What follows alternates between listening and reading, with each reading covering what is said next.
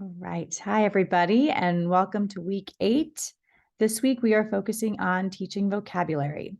Now, I've decided to spend an entire week focusing on this topic because we know how important vocabulary is for students' reading comprehension. Research has shown that there's a link between students' vocabulary knowledge and their ability to comprehend texts. So we know it's important for teachers to spend some time thinking about which words to teach, and then strategies for teaching those words.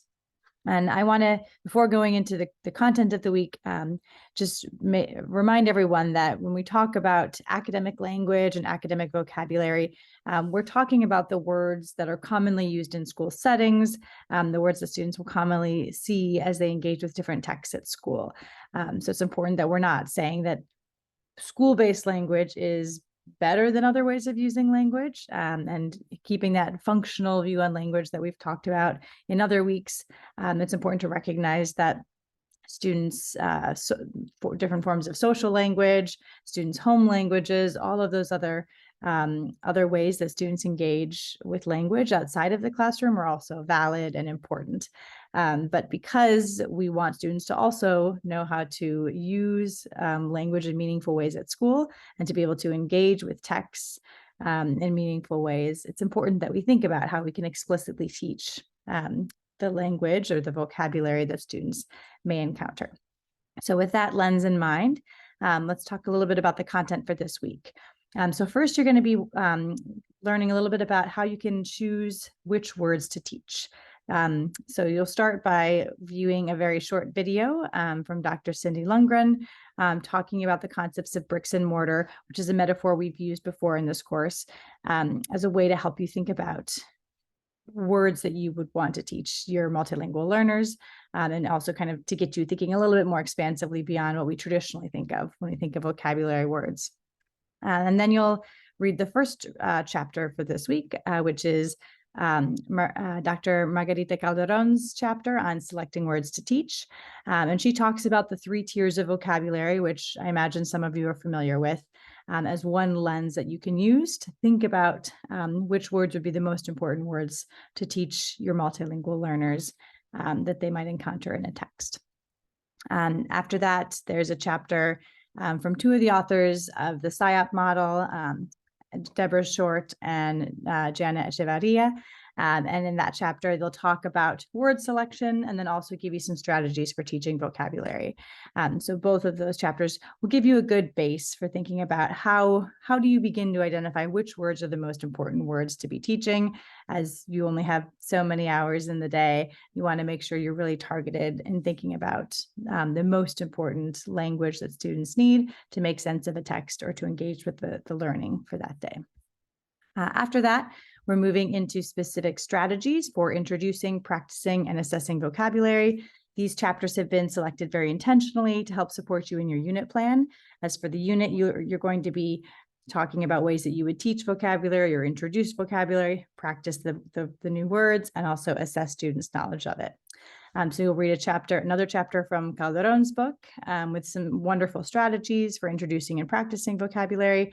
And then you'll read a chapter from Springer's book that talks about how to assess vocabulary knowledge. I've included a few additional chapters from Springer's book in case you enjoy that, and you also want to, he has some great chapters that focus on different strategies. So if you want to gain some more knowledge about different strategies you could use for teaching vocabulary. So that is the content for this week. There are 4 chapters altogether that you'll be engaging with, in addition to that short video from Dr. Lundgren. So I didn't include any mini lectures because you'll have plenty of content that you'll be engaging with through the readings themselves. I did include, however, a small activity for us to engage with, to play with words a little bit.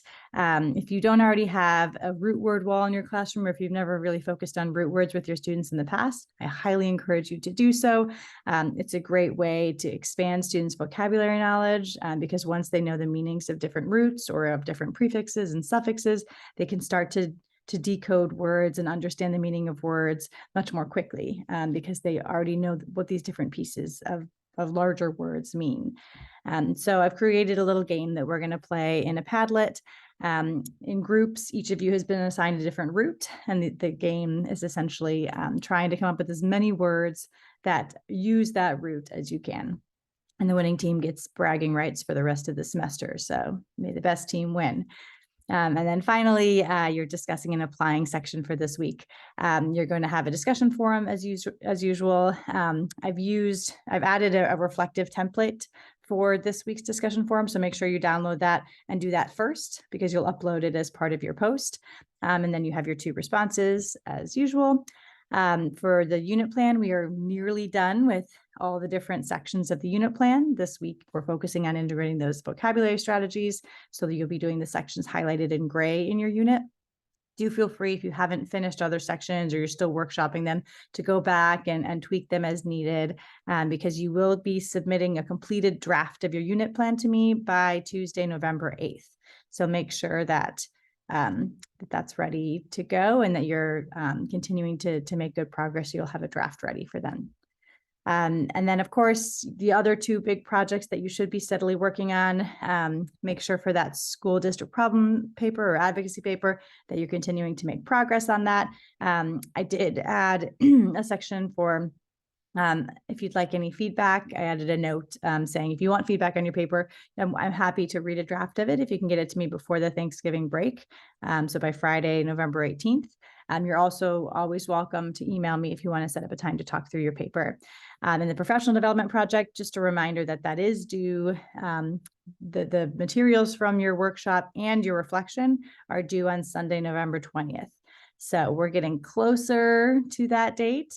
Just remember to keep making progress on that, so that you have your professional development workshop ready to go, so you can submit your materials by that date. And that is it. So I hope you enjoy this week's content, and I look forward to seeing and reading your reflections on the discussion board about what you're taking away from this week.